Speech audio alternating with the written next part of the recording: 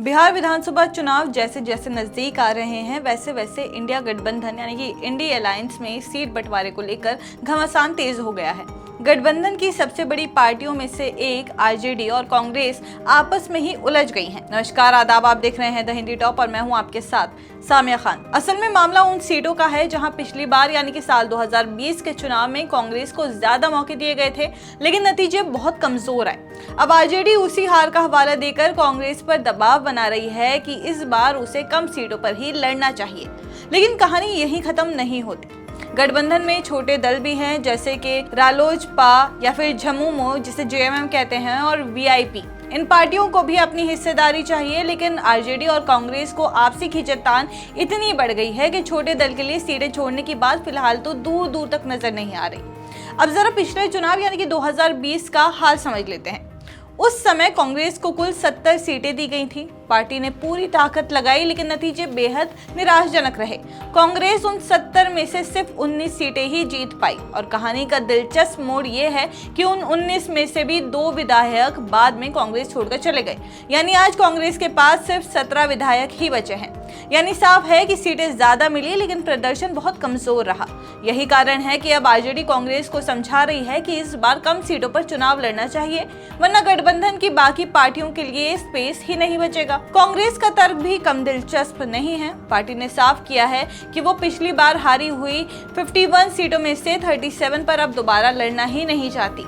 यानी खुद कांग्रेस मान रही है कि कई सीटें उसके लिए बेकार हैं, और जब पार्टी खुद पीछे हट रही है तो इसका सीधा असर पूरे गठबंधन के समीकरण पर पड़ सकता है। इन 37 सीटों में से कई ऐसी हैं जिन पर पिछले कई चुनावों से महागठबंधन का कोई उम्मीदवार जीत ही नहीं पाया, जैसे फुलपरास, सुपौल, बिहारीगंज, सोनबरसा, बेनीपुर, कुचायकोट, वैशाली, बेलदौर, हरनौत, सुल्तानगंज, अमरपुर, राजगीर, नालंदा और टिकारी जैसी सीटें। इन सीटों पर 2010 में और 2015 के चुनाव में भी महागठबंधन के उम्मीदवार हारे थे। 2020 में जब ये सीटें कांग्रेस को दी गई तो नतीजा वही निकला, हार। ऐसे में कांग्रेस ने तय कर लिया कि वो अब इन हारने वाली सीटों पर अपना वक्त और संसाधन बर्बाद नहीं करेगी। अब बात उन सीटों की जो 2015 में जेडीयू ने महागठबंधन के साथ मिलकर जीती थी, लेकिन 2020 में जब जेडीयू एनडीए में चला गया तो ये सीटें कांग्रेस के खाते में डाल दी गई। कांग्रेस वहीं उतरी, लेकिन नतीजा फिर हार ही रहा।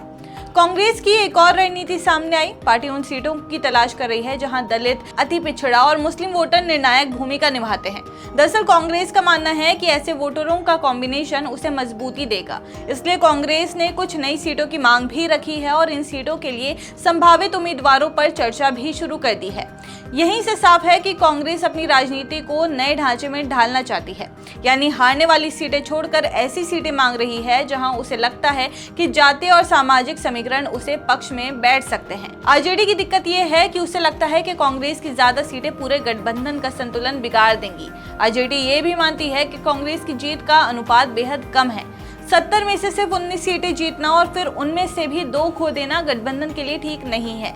इसलिए आरजेडी बार बार कांग्रेस पर दबाव बना रही है कि इस बार 70 जैसी बड़ी संख्या की सवाल ही ना उठाए, लेकिन सुलह की संभावना भी है। कांग्रेस जिन 37 सीटों पर नहीं लड़ना चाहती, उनमें से कुछ सीटें ऐसी हैं जहां कांग्रेस बेहद कम अंतर से हारी थी। यानी अगर थोड़ा और प्रयास हो, जीत मिल सकती है।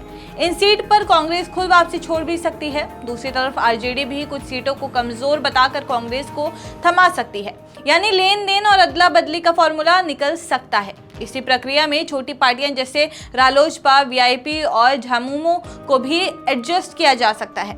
असल में गठबंधन की सबसे बड़ी चुनौती है सभी पार्टियों को खुश रखना, क्योंकि अगर सीट बंटवारे में किसी एक पार्टी को ज्यादा नुकसान हुआ तो वो नाराज होकर अलग भी हो सकती है, खासकर छोटे दल जिन्हें लगता है कि उनकी उपेक्षा हो रही है।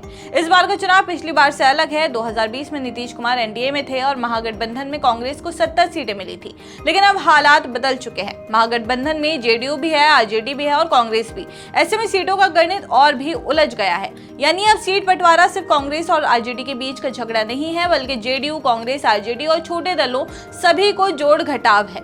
और यही वजह है कि बातचीत इतनी मुश्किल हो गई है। कांग्रेस का रुख साफ है कि उसे सीटें चाहिए, लेकिन चुनिंदा और रणनीतिक। आरजेडी का रुख साफ है कि कांग्रेस को ज्यादा सीटें नहीं दी जा सकती, क्योंकि पिछली बार का प्रदर्शन बेहद खराब रहा और छोटी पार्टियां चाहती हैं कि उनके लिए भी सम्मानजनक हिस्सेदारी हो। तो क्या वाकई कांग्रेस और आरजेडी में बात बन पाएगी?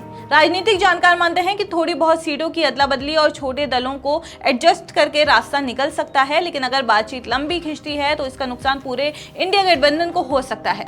कुल मिलाकर तस्वीर साफ है, कांग्रेस हारने वाली सीटें छोड़ना चाहती है। आरजेडी कांग्रेस पर दबाव बना रही है कि कम सीटों पर लड़े छोटे दल अपनी हिस्सेदारी की जंग लड़ रहे हैं और पूरा गठबंधन संतुलन बनाने की कोशिश में जुड़ा है। अब देखना यह होगा कि सीट बंटवारे की ये लड़ाई कब तक सुलझती है और आखिरकार कौन कौन सी सीट किसके खाते में जाती है। आपकी इस खबर पे जो भी राय है हमें कमेंट्स करके जरूर बताइए और ऐसे ही और जानकारी के लिए आप हमारे चैनल द हिंदी टॉप को सब्सक्राइब कर लें। इसके अलावा आप हमें एक्स, फेसबुक और इंस्टाग्राम पर भी फॉलो कर सकते हैं।